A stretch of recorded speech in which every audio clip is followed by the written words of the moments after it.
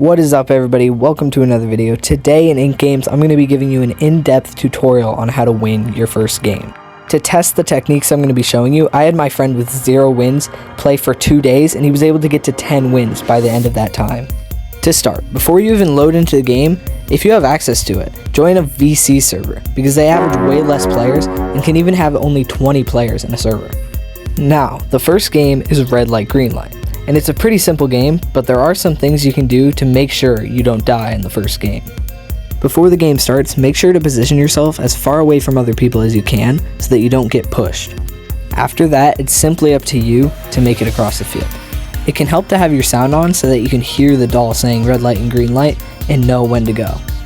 Once you make it across, it doesn't mean you're actually safe. Try hiding behind this tree so that nobody can push you back over the line.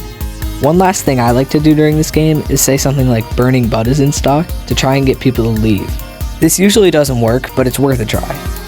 Once the guards come back out, make sure to stay far away from the door so that nobody pushes you into them and gets you killed. Next, on your way to Dalona, you have to get your picture taken, but this is not necessary. Don't worry about getting through, it's not a race. Now, the Dalona game has 6 shapes: the triangle, the star, the circle, the umbrella, the sack boy, and the Mona Lisa cookie. As long as you don't get the Mona Lisa, all of these are completely doable as long as you take your time. In this game, I got the umbrella, and to show you that you have plenty of time, I tapped through it, piece by piece.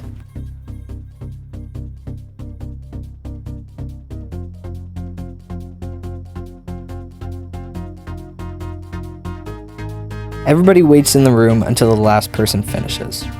After that, food is handed out, and when the lights go out, everybody gets a weapon. Now, I'm going to quickly talk about powers. When you win, you get a power roll, and you spin a wheel to see which power you get. The least rare power is the medic, and it's actually really good for this part of the game. If you don't feel comfortable fighting, staying on top of the bunks usually means nobody will come after you. But if you want an easy kill, go after someone that's weakened already, or go after someone under the bunks because it's hard for them to escape. Luckily, if you get hit, the medic can always use their bandages to heal up. Now, hopefully you've survived lights out. The next game is voted on between hide and seek and tug of war. Most people prefer to play hide and seek, and I only advise you play tug of war if there's a very small amount of people, because hide and seek is much harder as a seeker if you have nobody to look for. I don't really have many tips for tug of war, but you have to hope you have a good team or else you're cooked. Now, in hide and seek, both roles can be equally difficult. But in this round, I ended up getting Seeker.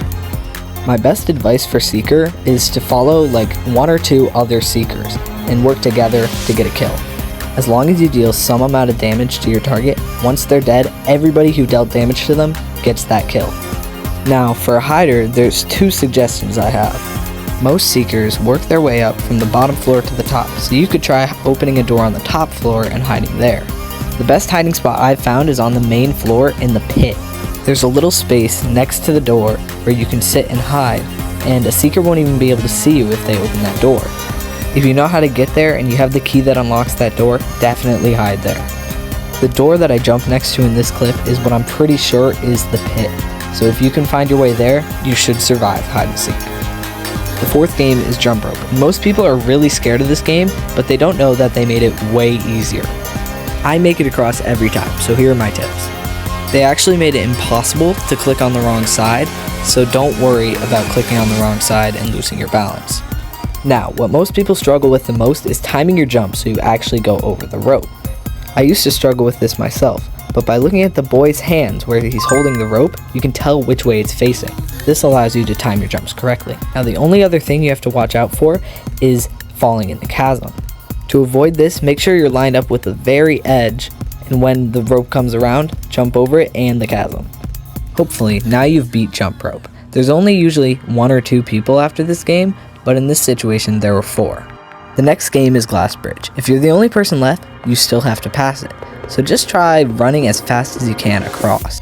Luckily, with lower amounts of people, almost all the tiles will be safe. If there's 2 or more people, try to get the others to go first. Never sacrifice yourself. Some tiles break upon touching them, while others you can jump on quickly and jump off and you'll still be alive. If you've unlocked the dash mechanic or have the phantom step power, you'll be able to skip half the tiles. Just be careful of people with the trickster power, as they can push you off the tiles. Now you're in the final stretch. If you're the only person left, all you have to do is get through Mingle and you've won. There will be a vote to stop the games here, but don't do it unless you have a ton of people because the rebellion ending is quite difficult. Now in Mingle, if it's just you and one other person, it's worth a try to choke them out so you don't have to even play the next game. If there's 3 to 5 people, don't worry about getting in a room because as long as none of you are safe, you'll move on to the dinner ending. Here, you'll have to fight the remaining competitors until there's only 2 of you left. It doesn't matter which weapon you choose since they all do the same amount of damage.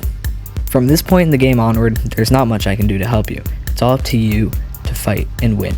Apart from a situation where you're the only one left after jump rope, surviving dinner and winning the squid game all comes up to your fighting ability and can only be helped by the power upgrades. Being a better fighter comes with experience, so hopefully this video will help you make it farther in the games more consistently and eventually win the ink game.